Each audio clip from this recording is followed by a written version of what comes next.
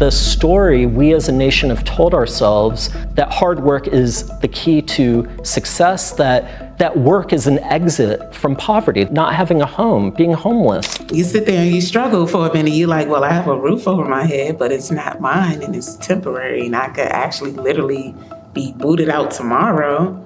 So you check the box, homeless. That's what we are. Perhaps the most unbelievable fairy tale that America still tells us is not that a pumpkin can turn into a golden carriage to take Cinderella to the ball, but rather the unwavering belief in the American dream. Work hard and you will escape poverty. The American dream was once real, but by 2025, it was no longer true. 53% of Americans don't even have $1,000 for emergencies. Rent has increased by over 135% in 2 decades, and the number of full-time workers living in their cars has surpassed 1 million. The parking lots in front of Walmart, Home Depot, or behind churches are turning into makeshift residential areas. Old sedans, tired minivans, and faded trucks are now bedrooms, kitchens, and living rooms for people who still work 40-60 hours a week. The final thread holding them back, what's called a credit score, has now become a silent gate blocking their return. Just one late rent payment, a hospital bill, or an unexpected accident is enough to cause a credit score to collapse. And when the scores break, the doors of every apartment in the city slam shut. In today's video, we'll step into the world of full-time workers who are homeless, and why, despite an economy still considered prosperous, they are forced to live in cars, temporary motels, and on the invisible edge of a crumbling system. There were many nights that I just was on my hands and knees, praying and believing that God made me a promise and I was going to do my part because I knew He was going to do His. There are prayers uttered from calloused hands on nights when people sit alone in a broken-down car, trying to believe that if they do their part, life will take care of the rest. That's the belief of workers without homes, but who still cling to the old hope that hard work will be the bridge back to the American dream. However, no matter how much they prayed, that hope seemed no longer strong enough to touch the America they once believed in.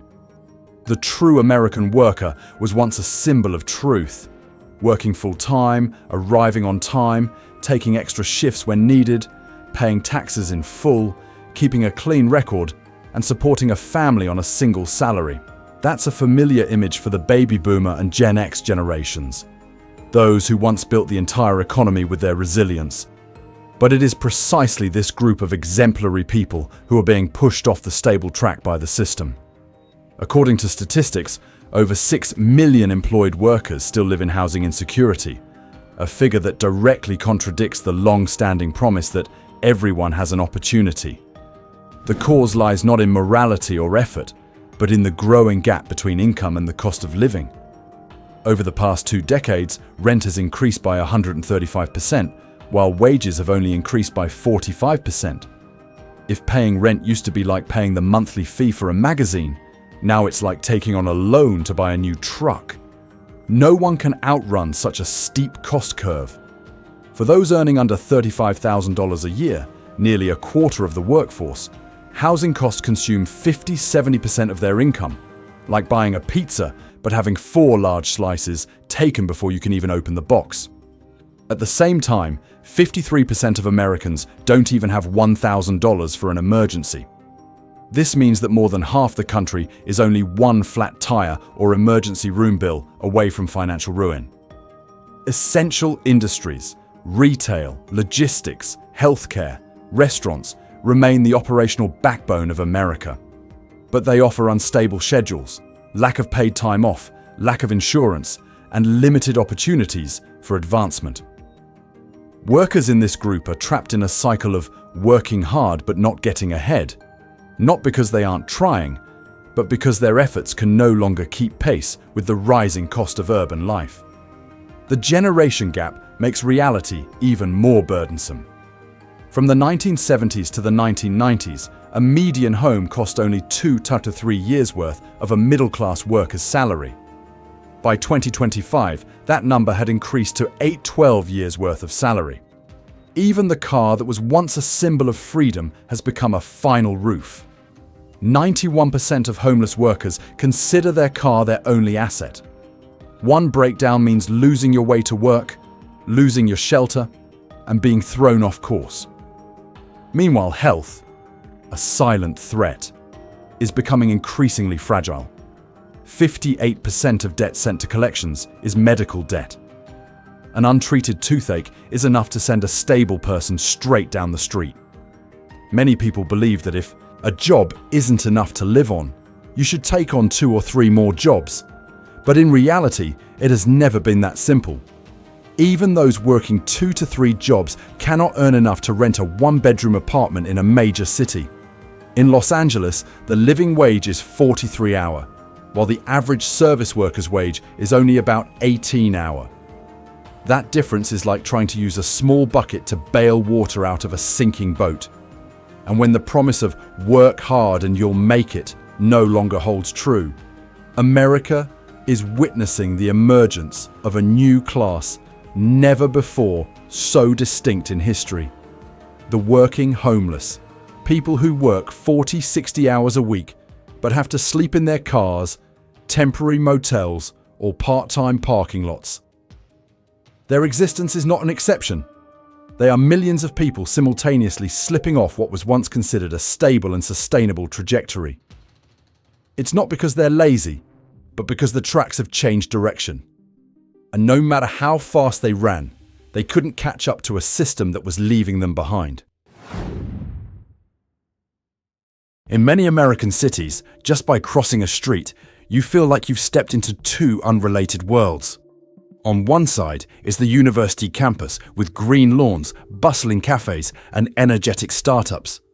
On the other side are payday loan shops lit up all day, dialysis centers packed with patients, and makeshift motels with only thin walls and bright vacancy signs. Sometimes workers are only a street away from stability, but also a lifetime away. This phenomenon is called the geography of inequality by researchers. More than 38% of American residential areas are now clearly stratified by income. That is, out of every 10 neighborhoods, 4 have almost no mixing of rich and poor. Some residents describe that a 5-minute drive is like going from Beverly Hills to a post-apocalyptic zone. Roads are potholed, shops are closed, and homes show signs of long-term neglect. After the pandemic, many major cities are experiencing a strong resurgence. Atlanta is brightly lit all night. Dallas is building new rows of restaurants, and vibrant commercial districts are springing up in Phoenix and Nashville. But this recovery only reached places with capital, investors, and consumer demand. Meanwhile, the periphery, where the majority of workers live, is almost at a standstill. Infrastructure is not being upgraded, public transportation routes are being reduced, and low-quality jobs force residents to drive further each day to make a living. You can go from a downtown area full of high-end restaurants to a suburb with not a single bus route running on time in just a 7-minute drive. But the economic gap between the 2 places is like a 20 to 30-year income difference. Gentrification only makes that stratification more pronounced. In just 1 year, over 200,000 households were forced to leave central urban areas because housing prices rose too quickly. The neighborhoods where they grew up have now become places where even their old keys can no longer open the doors. And when pushed out of areas with decent hospitals, schools, and shops, many workers are forced to turn to extended stay hotels, cheap motels, or roadside inns. Those places have few buses, few doctors, little fresh food, and almost no good job opportunities. The further they are from the center, the further they have to drive, and the more they have to spend, and the more they have to settle for inferior options for every basic service, from food to healthcare. Geography of decline is therefore not just a map. It's like a preordained destiny for the poor. Moving away from the center means leaving behind opportunities, resources, and even the minimum conditions that help a person maintain stability. The more they live on the edge, the more they have to pay just to survive. A paradox that explains why the number of working homeless continues to rise, even though they still go to work regularly every day. This is not an option. This is the result of a process in which geographical location becomes a kind of destiny. In many parts of the United States, the term homeless is no longer associated with unemployment or giving up, as society once thought. According to a 2022 report by the University of Chicago, as many as 60% of the homeless population are currently employed, many of them full-time. This is not just a thought-provoking statistic, but a sign that the economic system has transformed to the point where a full-time job is no longer enough to afford even minimal stability. For low-income workers, the housing problem is an equation with no solution. According to the National Low-Income Housing Coalition, they need to work an average of 86 hours per week to be able to afford a one-bedroom apartment at fair market rent. This number is equivalent to working 2 full-time jobs, just to have a place to sleep when you get home. And the bitter truth is that not everyone meets the basic requirements for renting. The market demands an income 3 times the rent, plus a security deposit of 2 to 3 months. Many people are eliminated from the competition right at the parking stage. For those who have tried to stay put, life is still precarious. Just a week off work to care for a sick child, repair a car, or recover from an injury is enough for them to fall behind on rent. And from there, they spiral into eviction. A very small slip can turn into a non-stop fall. Families with young children are the most vulnerable group. The average cost of childcare in the US is around $11,000 per year, which mercilessly cuts into housing budgets.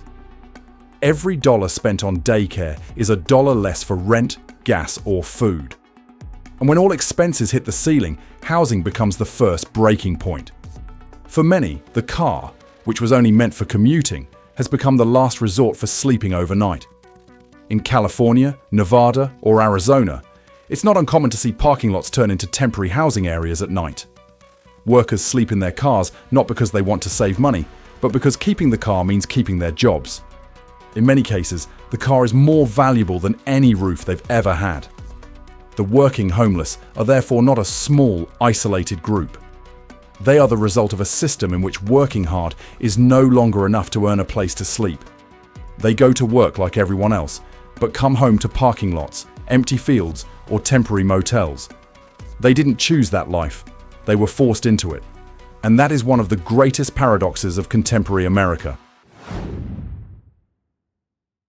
In many interviews about homelessness, people often talk about rent, stagnant wages, or rising healthcare costs. But there's another factor that's quieter, less talked about, and yet carries the weight of a sentence: your credit score. For millions of Americans, their credit score is the silent gate standing between them and stable housing. It makes no sound, gives no warning, but can completely change the trajectory of a life.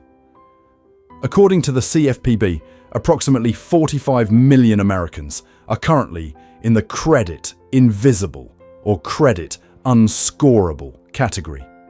This means they don't have enough credit history to be assessed, or their score cannot be calculated. With the current housing market, that means they are almost unable to access formal rental contracts. A small incident can also cause your credit score to plummet. Just one eviction, whether due to misunderstanding, a letter sent to the wrong address, or an unavoidable accident, can lower your score by 100 to 150 points. And that number is enough to keep someone out of the rental market for 5 to 7 years.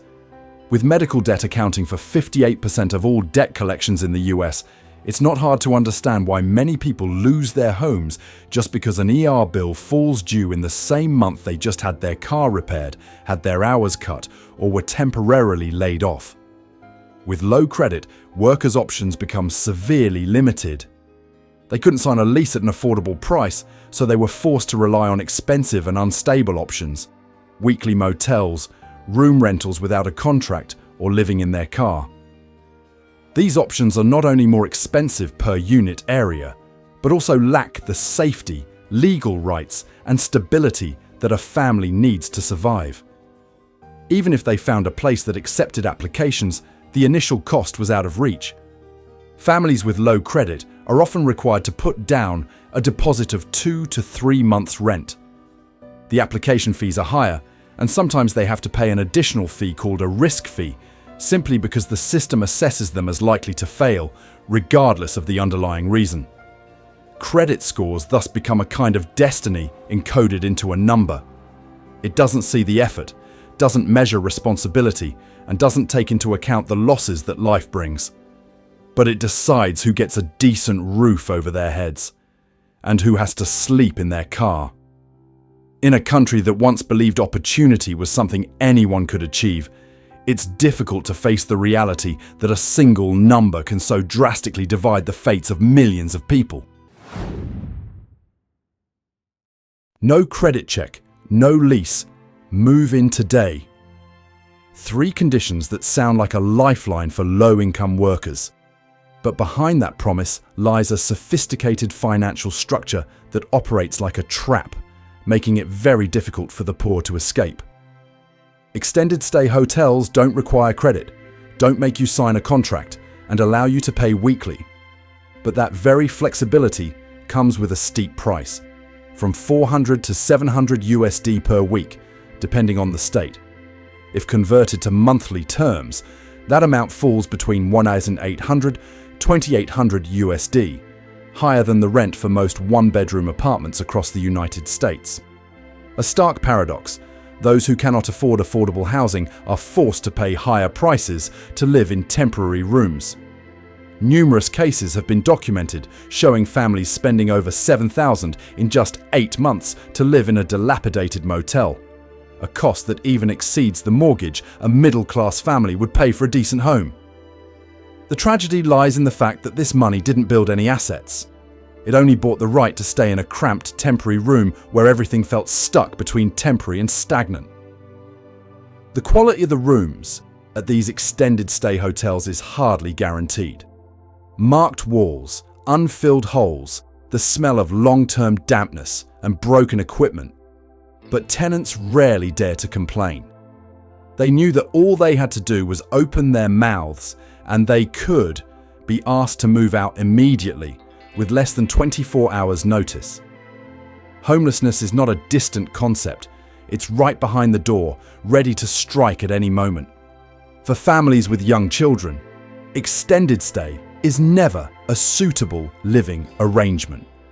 There's no playground, no space for children to exercise, and safety is almost non-existent with rooms close together and constant coming and going. The sense of privacy is gone. All activities, eating, sleeping, studying, playing, took place in a space smaller than a 1980s garage. Extended stay motels are now the cold symbol of an economy where the most vulnerable pay the highest price for the bare minimum, a place to sleep overnight, a roof that never truly belonged to them, and a future with no clear path forward.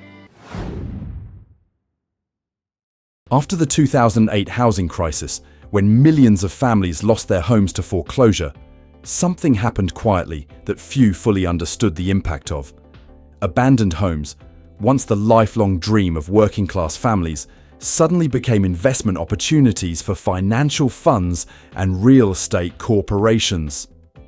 Each house, each neighborhood, each row of streets was bought up en masse, not to live in, but to turn into rental properties with high profit margins. Companies like Invitation Homes and American Homes. 4. Rent currently own over 300,000 rental homes across the United States. That means hundreds of thousands of homes once reserved for middle-class families are now under the control of large corporations, entities that operate on algorithms, profit spreadsheets, and financial strategies, rather than the neighborly relationships that once bound communities together for decades. The management processes of these corporations are almost completely automated. Everything, late fees, rent payments, notices, records, is handled through the system.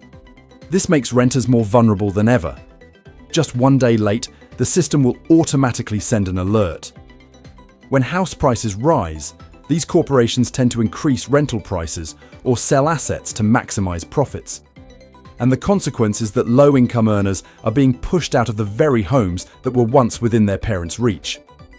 Those families, after losing their homes, became customers of extended stay hotels or short-term rental models, services from which the very corporations that own the properties could indirectly benefit. In the 1970s, 1990s, home ownership was an attainable goal for American workers. A small savings, a stable job, and a modest mortgage are enough for a family to enter the middle class. But as housing assets became concentrated in the hands of large corporations, the market shifted out of reach for those who were once the backbone of the economy. Housing is no longer a place to live. It has become a financial tool, a profitable product, and a door that is increasingly difficult for workers to open. In this way, corporate landlords have inadvertently transformed the possibility of having a roof over one's head from a basic right into a kind of privilege. And like every privilege in modern society, it increasingly belongs to fewer people. One of the most bitter paradoxes of modern America is that those with the least have to pay the most to survive. It's not because they spend wastefully, and it's not because they lack financial discipline, but because the system forces them to buy life in small units. Units that are more expensive for every dollar they earn. The poor are rarely able to pay for the entire month in advance. They were forced to rent rooms by the week, cars by the day, wash clothes by the load, and buy food in small packages.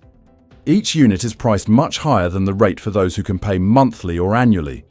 This is not a social metaphor, it's a simple but brutal price mechanism. Retail is always more expensive than wholesale. And the poor, having no choice, are forced to buy retail in all areas of life. The chain of consequences began with them not having money for a deposit. Without this item, you won't be able to rent long term. Not being able to rent long term means having to stay in a motel that charges by the week, which is 50 to 120% more expensive than an apartment. High room rates made it impossible for them to save.